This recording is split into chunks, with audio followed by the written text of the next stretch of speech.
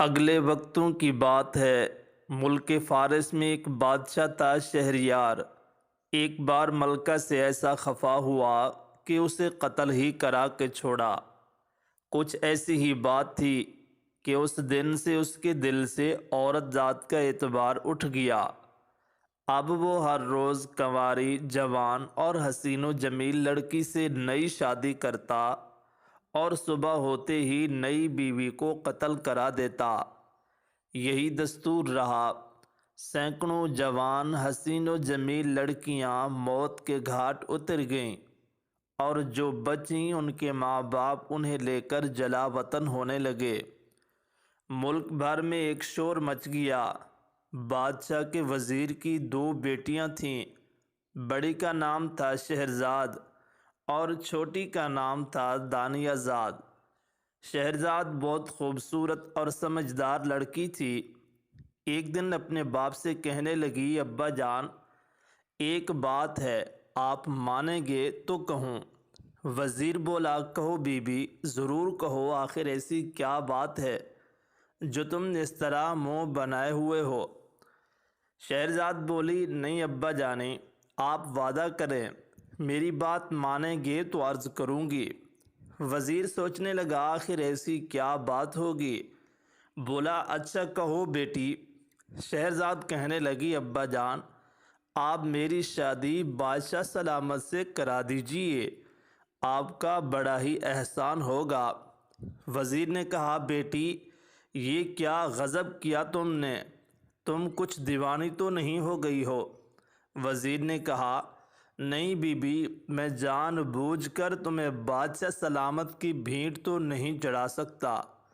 یہ کہہ کر وزیر بڑی سوچ میں پڑ گیا، لیکن شہرزاد نے ایسی ضد کی کہ وزیر مجبور ہو گیا اور بادشاہ کے حضور میں جا کر عرض کی، اور بادشاہ بھی یہ پیام سن کر دنگ رہ گیا۔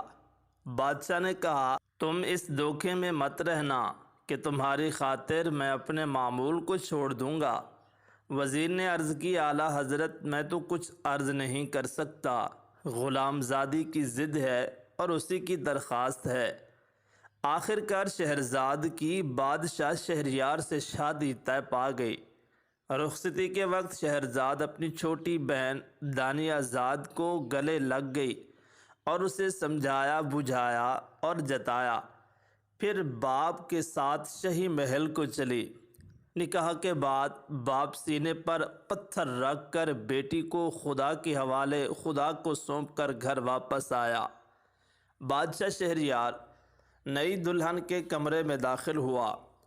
دلہن بیگم کی صورت شکل بہت ہی بھائی۔ شہرزاد بہت خوبصورت تھی، لیکن بادشاہ نے دیکھا کہ اس کی آنکھوں میں آنسو بھرے ہوئے ہیں۔ بادشاہ نے پوچھا تو بولی، میری ایک چھوٹی بہن ہے، اسے میں بہت چاہتی ہوں اور ہم دونوں کبھی جدا نہیں ہوئیں، وہ بھی مجھ پر جان دیتی ہے۔ اگر آپ اجازت دیں تو رات کی رات وہ بھی اسی کمرے میں گزارے اور صبح ہم ایک دوسرے کے آخری دیدار کر سکیں۔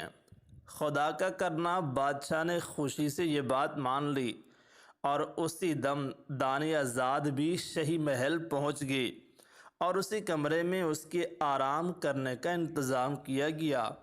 تھوڑی رات گئی، دانیہ زاد نے بہن کو پکارا اور کچھ رونے سی لگی۔ پھر بولی، باجی بیگم، میں تمہارے غم میں بے چین ہوں، تمہیں تو اچھی کہانیاں یاد ہیں، باجی کوئی کہانی سناؤ تاکہ میری بھی رات گزر جائے۔ شہرزاد نے بادشاہ سے اجازت چاہی۔ بادشاہ نے کہا، ہاں ہاں ضرور، کہانی سناؤ، ہم بھی آپ کی کہانی سنیں گے۔ اب شہرزاد نے سوداگر اور جن کی کہانی سنانے جو شروع کی تو صبح ہو گئی اور کہانی پوری نہ ہوئی۔ کہانی کہتے کہتے ملکہ شہرزاد ایک دم چپ ہو گئی۔ بادشاہ بولا، چپ کیوں ہو؟ شہرزاد نے عرض کی، جہاں پناہ ملاحظہ ہو تو پوری کہانی تو یہاں پوری نہیں ہوگی۔ مشہور ہے، دن میں کئی کہانیاں سنائی جائے تو مسافر راستہ بھول جاتے ہیں۔ بادشاہ کو کہانی تو بہت پسند آئی۔ بولا، اچھا، باقی تم کل رات کو سنا دینا۔ شہرزاد آداب بجا لائی اپنی کامیابی پر دل ہی دل میں خوش تھی۔ ادھر چھوٹی بہن دانیازاد کے دل میں بھی لڈو پھوٹ رہے تھے کہ باجی بیگم نے ایسا لگتا ہے بازی جیت لی۔